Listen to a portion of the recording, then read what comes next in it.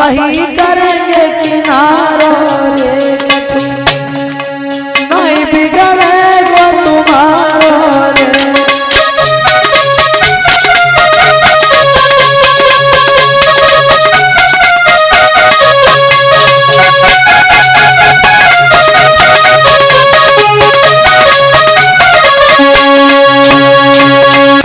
जवाब दिया महाराज, आप हमसे मना कर दो तो हम चले जाएंगे। कहने लगे महाराज मर सकता हूं लेकिन धर्म को नहीं छोड़ सकता। बोले अच्छा, धर्म को छोड़ोगे नहीं मर जाओगे और तुम्हें खरीदेगा कौन? तुमसे कोई काम तो होगा नहीं क्योंकि तुम तो एक राजा हो, कोई काम तुमसे होगा नहीं। तो हरिश्चंद्र महाराज कहने लगे बाबा जी मेरी एक पत्नी भी है, मेरा एक बेटा भी है, हम तीनों प्राणी बिक जाएंगे लेकिन तुम्हारा कर्जा चुका देंगे। बोले पत्नी पे विश्वास करते हो? राजन ये संसार है, कोई किसी का नहीं है।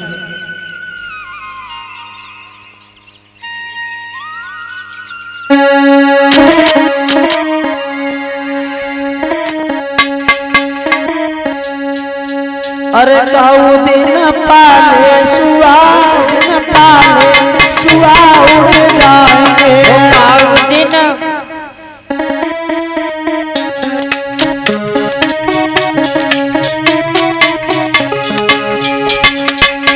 ओ परिषद जी इन बेटन पे गर्भ न करियो, तने पे गर्भ न करियो, इन बेटन पे गर्भ न करियो, बेटन पे गर्भ न करियो। सब जादू पर पीछे वाले अरे कौन न्यारे दे जाएंगे, एक दिन पाले सुआ उड़ जाएंगे। वो काऊ दिन न्यारे दे जाएंगे, काऊ दिन पाले सुआ उड़ जाएंगे।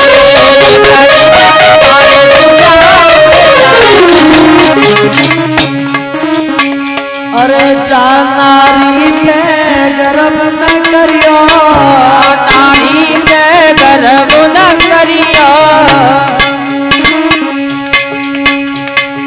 अरे नारी पे गर्भ न करियो, नारी पे गर्भ न करियो। श्रीमान राम जी चातिरिया पे गर्भ न करियो, चातिरिया पे गर्भ न करियो, कऊ दिन रोवत ही रह जाएंगे, एक दिन पाले सुआ उड़ जाएंगे। कऊ दिन रोवत ही रह जाएंगे, एक दिन पाले सुआ उड़ जाएंगे, एक दिन पाले सुआ उड़ जाएंगे।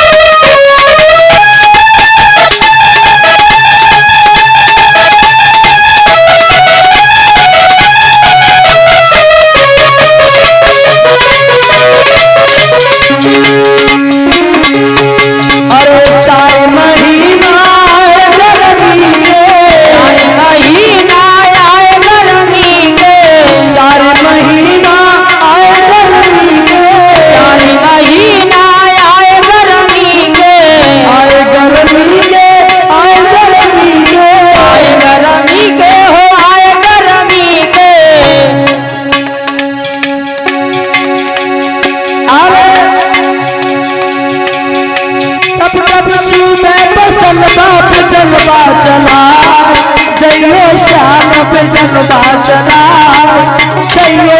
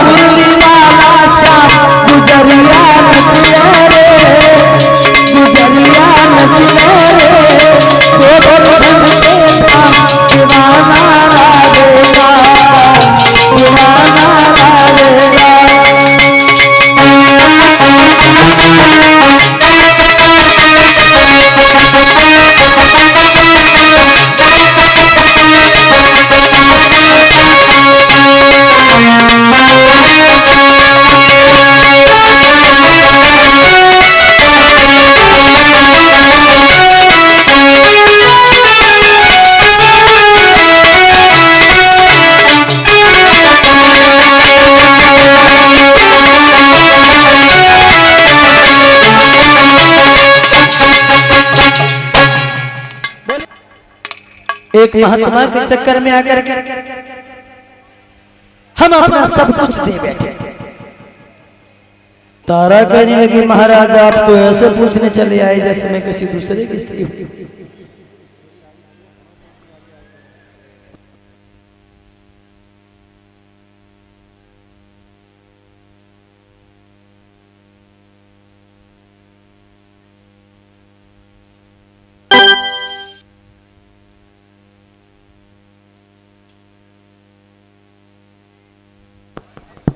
और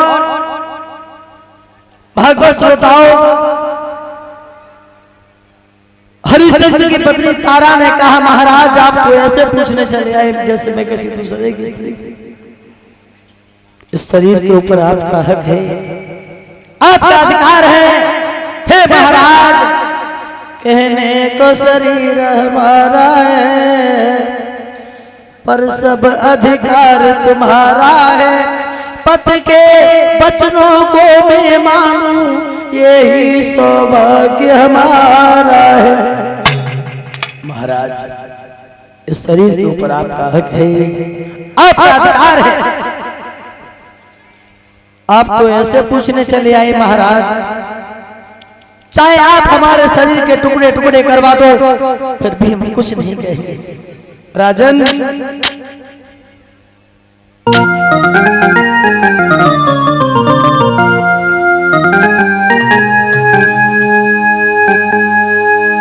इस तन पे है अधिकार तुम्हें, और चाहे सो दशा बनाई लीजो, बेचना कौन है बड़ी बात, टुकड़े टुकड़े करवाई लीजो।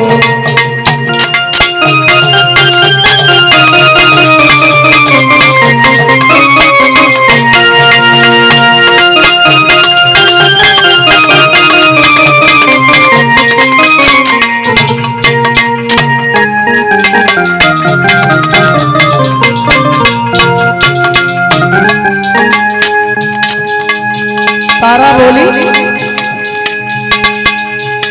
चलियो राजन जल्दी चलियो, तुम हमको प्रथम बेच लीजो, बाबा को कर्ज अदा करके रवि कुल की आने बचाई लीजो।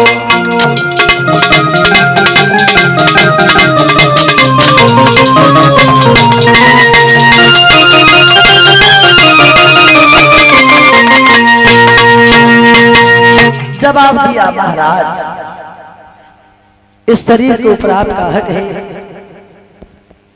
आपका अधिकार है। और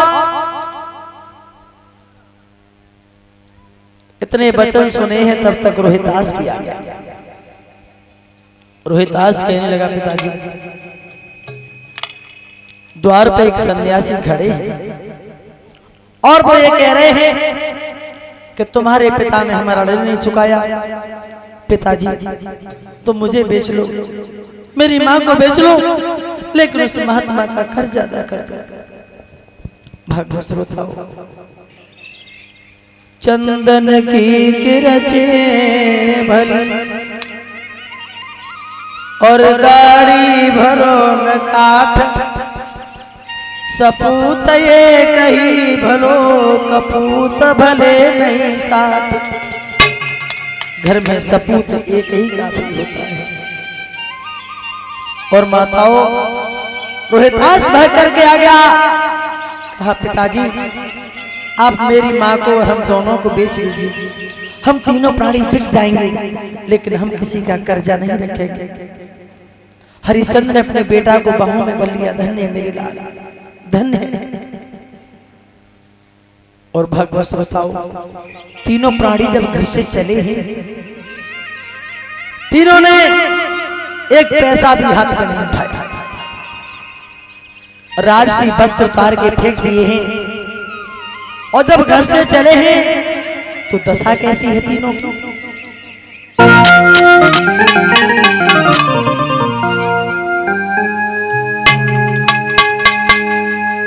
रानी को सब श्रृंगार छुटो, और केवल एक साड़ी मोटी है, राजा पे केवल धोती है, बेटा पे सिर्फ लंगोटी है।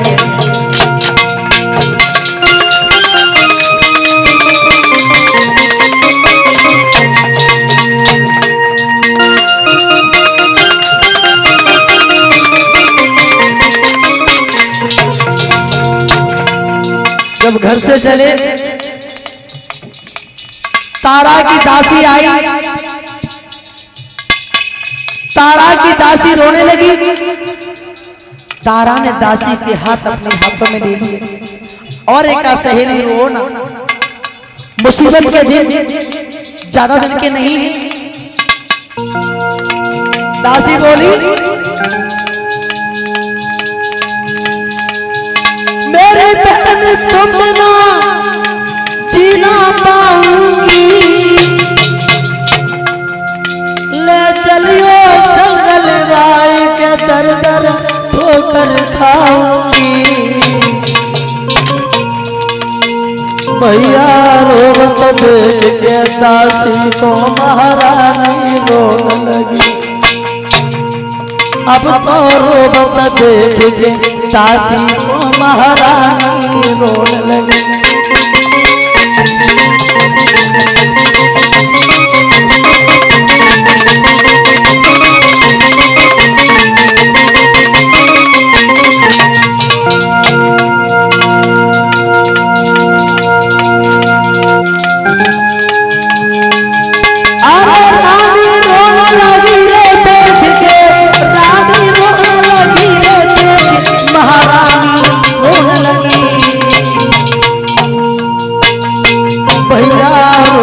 देख के दासी महारानी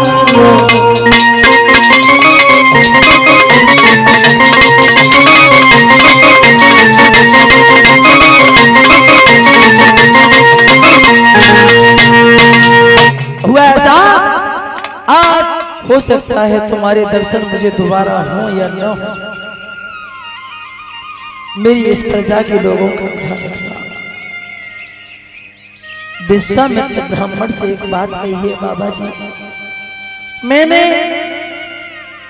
अपनी प्रजा को कभी दुख नहीं दिया, मेरी प्रजा को कभी दुख मत देना। और एक बात कही है बाबा जी, एक विनती है नाथ हमारी,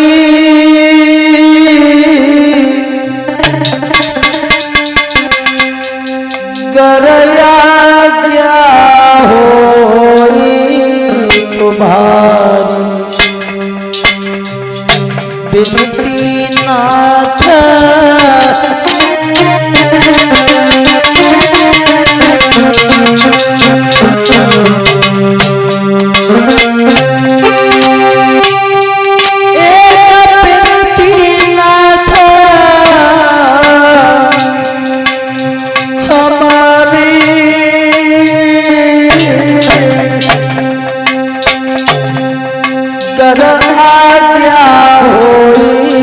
तुम्हारी, विनती नाथ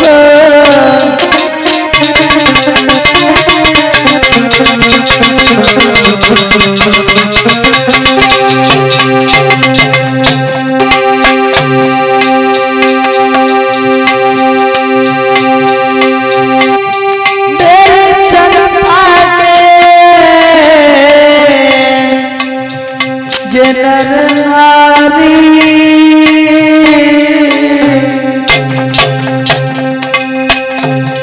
इन्हें रखियो मती दुखारी,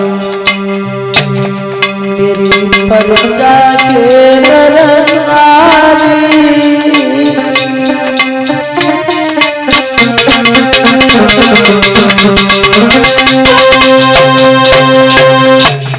जवाब दिया बाबा जी,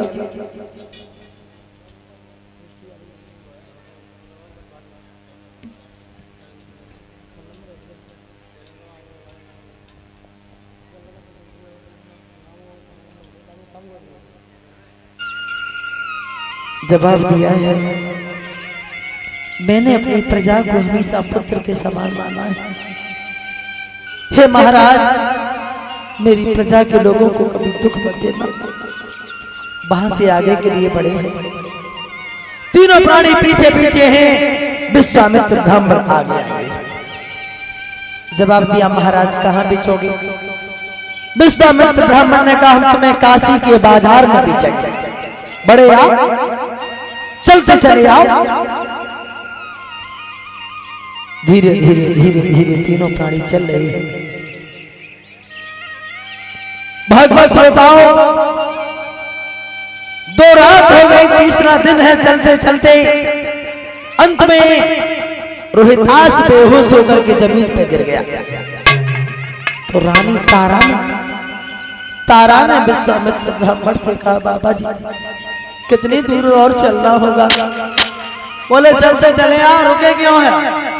बोली बाबा जी मेरा पुत्र बेहोश हो गया।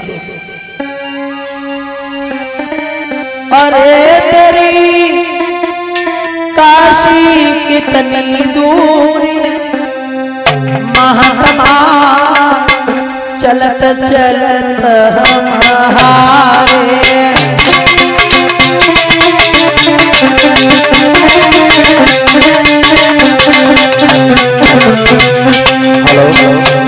तालियों की सेवा करते हुए, अरे चलत चलत हमारे पैरन में पड़ गए छाले। चलत चलत हमारे पैरन में पड़ गए छाले। अरे तेरी काशी कितनी दूर बाबा, चलत चलत हमारे। अरे तेरी काशी कितनी दूर महात्मा, चलत चलत हमारे। अरे तेरी काशी कितनी दूर महात्मा, चलत चलत हमारे। और माताओं इतनी कहीं पानी भर गया कितने पानी, भर अरे तनी कहीं पानी भर गया कितने पानी। अरे भर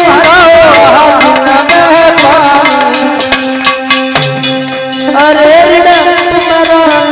चुप पाए बाबा, चलत चलत हमारा। अरे तेरी काशी कितनी दूर महात्मा, चलत चलत हमारे।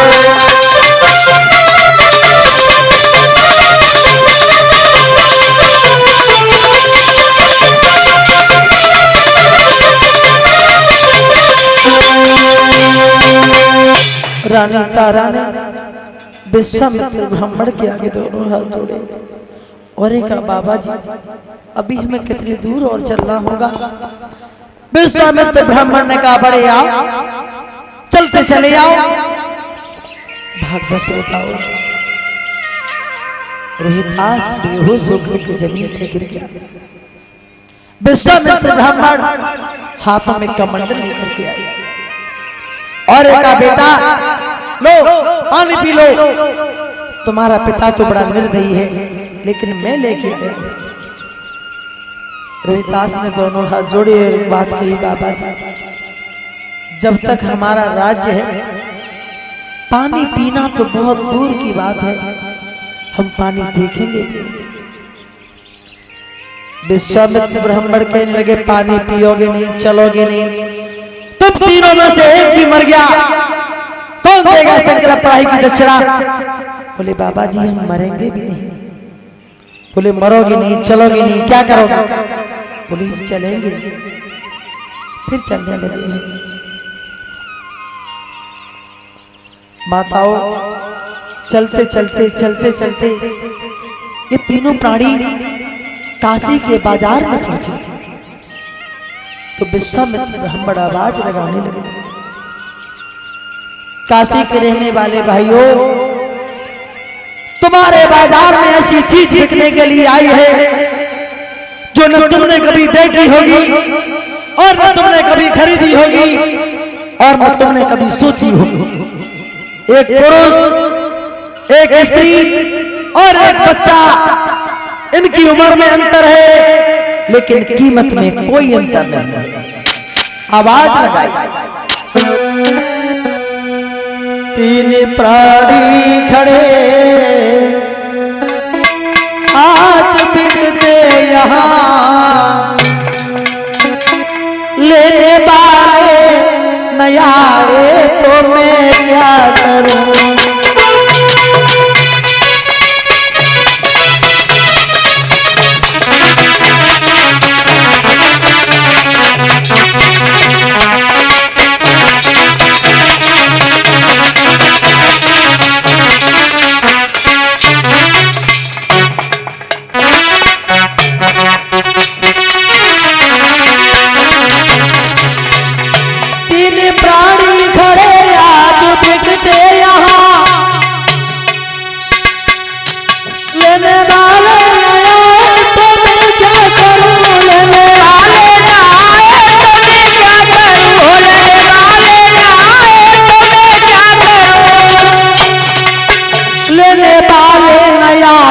तो मैं क्या करूं,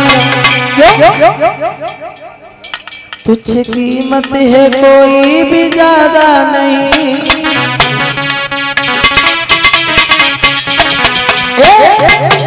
थोड़ी कीमत है कोई ज्यादा नहीं, फिर भी ले ना सके तो मैं क्या करूं।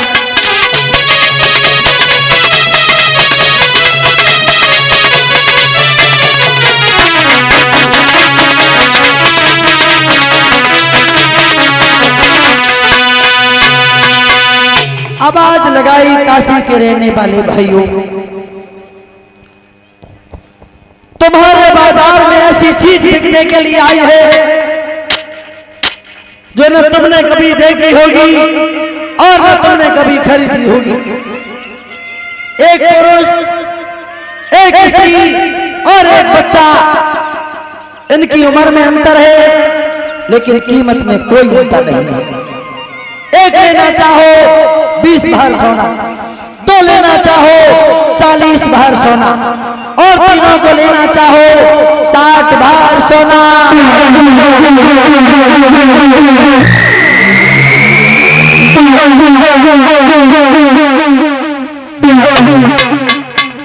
और जैसे ही आवाज लगाई लंबी भीड़ जुड़ आई, लेकिन सुबह से शाम हो गई। भगवत श्रोताओ, किसी ने किसी को नहीं खरीदा। हरिश्चंद्र ने सोचा अब मेरा धर्म नहीं बचेगा, अब मैं क्या करूं। तो शाम के समय माताओं एक मेहतर आया और मेहतर ने कहा कैसे भीड़ लगी है यहाँ। कुछ लोगों ने बताया 3 प्राणी बिक रहे हैं। मेहतर भीड़ को चीरता हुआ अंदर पहुंचा, पूछा कौन बेच रहा है। विश्वामित्र बोले हम। क्या कीमत है? बोले तीनों प्राणियों की कीमत में कोई अंतर नहीं है। एक प्राणी की कीमत 20 भर सोना है। बोले इस पुरुष को तो मैं खरीद लूंगा यदि हमारे घर ये मरकटिया का काम करता रहे तो। हरिश्चंद्र कहने लगे भैया क्या कहा तुमने? मरकटिया का काम? भैया तुम हमें मरकटिया से भी नीचा काम दे दो, उससे भी नीचा कोई काम हो वो दे दो, लेकिन हमें खरीद लो। और एक बात कही हरिश्चंद्र ने, भैया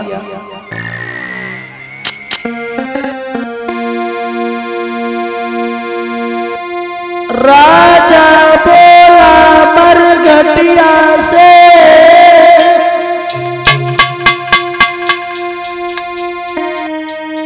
घटिया भी काम दीजिएगा,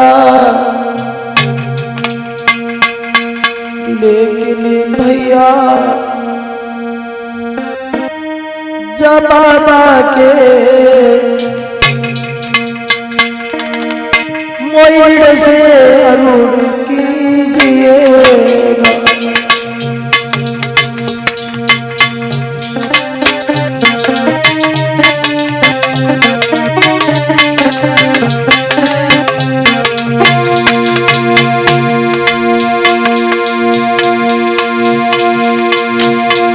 राजा बोला मरघटिया से घटिया भी काम दीजिएगा, लेकिन भैया ज्यादा मोइड़ से रुड़ कीजिएगा।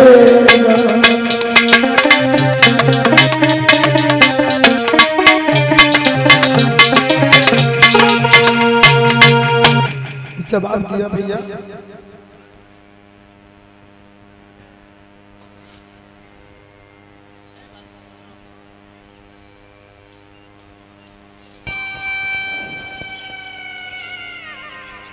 आप हमें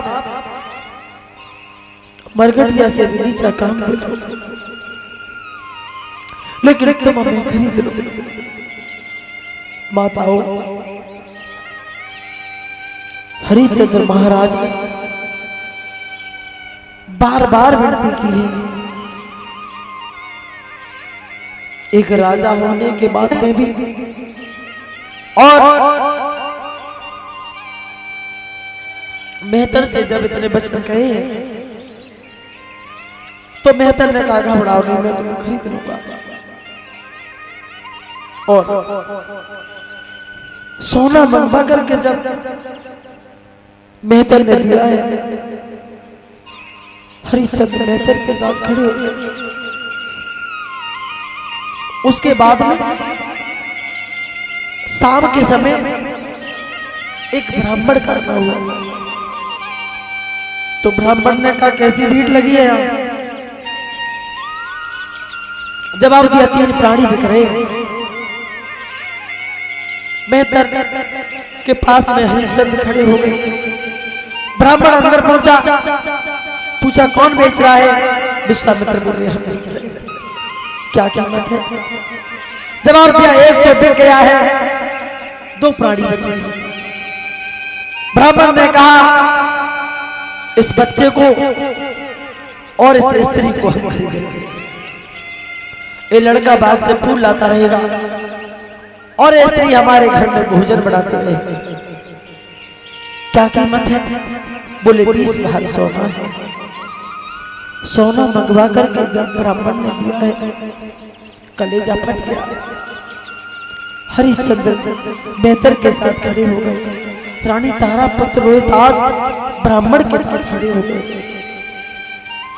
भागवत श्रोता हरिश्चंद्र ने कहा जाओ मेरे घर की लक्ष्मी, तुम जहां रहो सुखी रहो। तारा इंसान हर चीज सहन कर लेता है, चोरी डकैती, लेकिन कभी अपने घर की स्त्री को, अपने घर की इज्जत को बेच नहीं पाता। तारा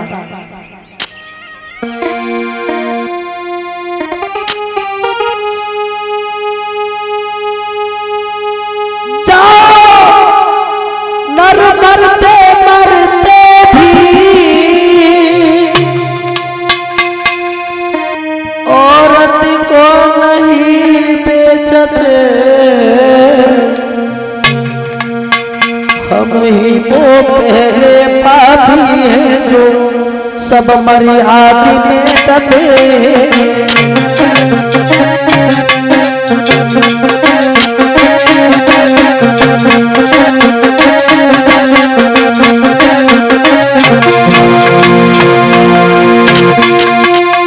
जहां रहो सुखी रहो,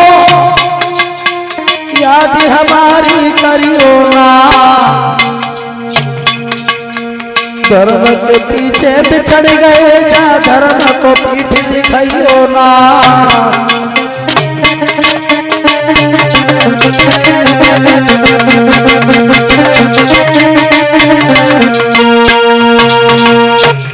हुआ ऐसा भागवत श्रोताओं, हरिश्चंद्र महाराज मेहतर के आंगन में पहुंचे हैं।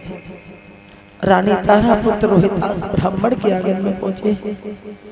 रात को तो सो गए, सुबेरा जब हुआ मेहतर ने जगाया, हरिश्चंद्र झाड़ू ले जाओ, काशी की गलियां साफ करके आओ।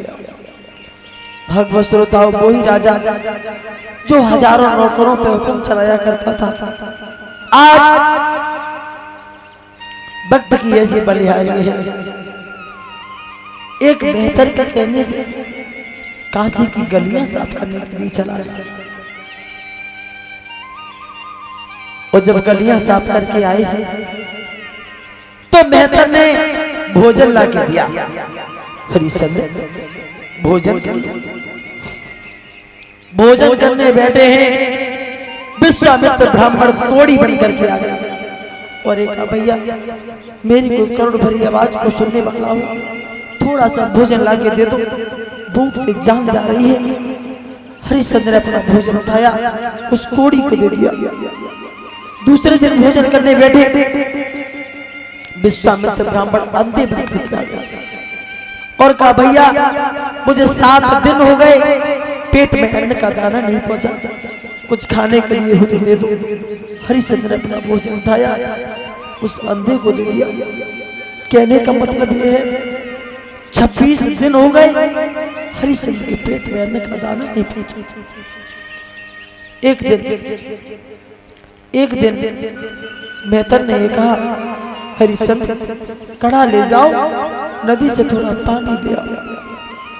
माताओं घर से चले हैं, शरीर से इतने दुर्बल हो गए, इतने कमजोर हो गए, इनसे पैदल भी नहीं चला जाता। 2-4 कदम तो चल गए। रास्ता में बैठ करके हरिश्चंद्र सोच रहे, परमात्मा कैसी मेरी किस्मत है।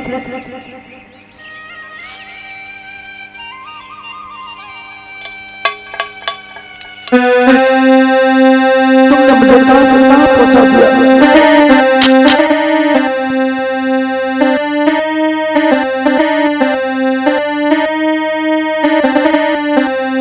सोच रहे हैं परमेश्वर, अरे मन में अति मन ना भूत आज होनी पड़ी पिछारी। रजधानी गई छूटी गई संग विधाता नारी।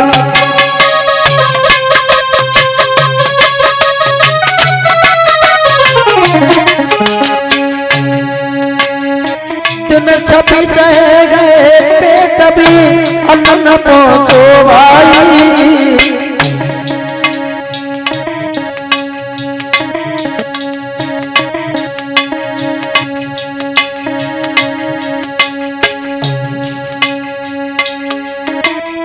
दिन 26 गए पेट में अन्न न पहुंचो भाई। पेट पिचक के मिलो पीठ से कमर झुक गई भाई। पेट पिचक के मिलो पीठ से कमर झुक गई भाई।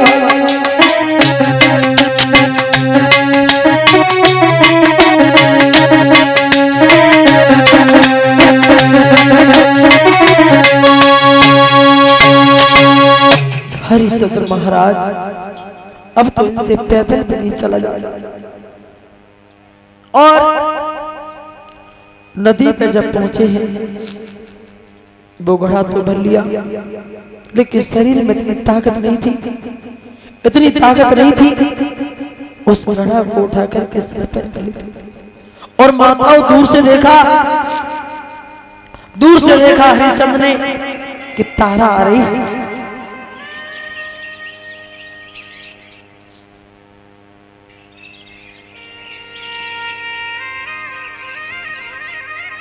आंखों ही आंखों में इशारा कर दिया, तारा मेरा एक काम कर दो रानी। सोच रहे हैं परमात्मा हर मुसीबत में मेरी पत्नी है। तारा उठवाई दे हे रानी, उठवाई दे गगरिया जल की भरी।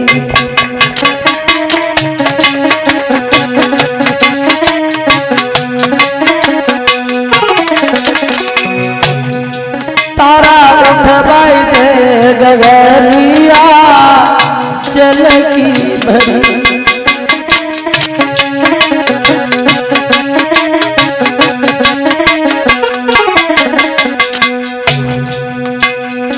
दिन 26 गए मेरी रानी, मिलो न कल से पानी।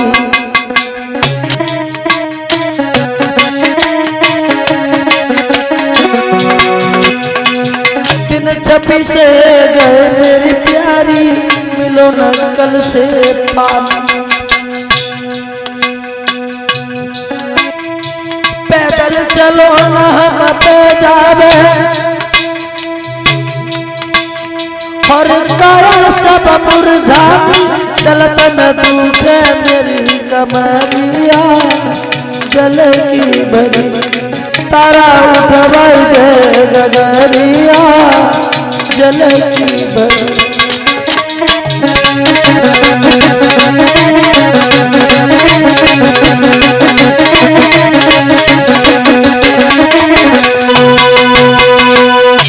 बार बार कहा तारा जरा सी ताकत लगा दो जो मेरा घड़ा उठ जाए। तारा कहने लगी महाराज आपके हाथ में मेहतर का घड़ा है, मेरे हाथ में ब्राह्मण का घड़ा है। मैंने आपके घड़ा को पकड़ लिया तो मैं अपवित्र हो जाऊंगा। क्षमा कीजिए महाराज, मैं आपका घड़ा नहीं उठवा पाऊंगी। तारा ने एक बात कही, महाराज आप पानी में घुस जाओ और पानी आपके सीना तक पहुंच जाए, ये घड़ा आसानी से उठ जाएगा। इतने वचन कहे तारा ने अपना घड़ा उठाया, सीधी निकल गई। हरिश्चंद्र देखते ही रह गए। बाजी बा कहाँ है मेरी पत्नी थी, मैं इसका पति था।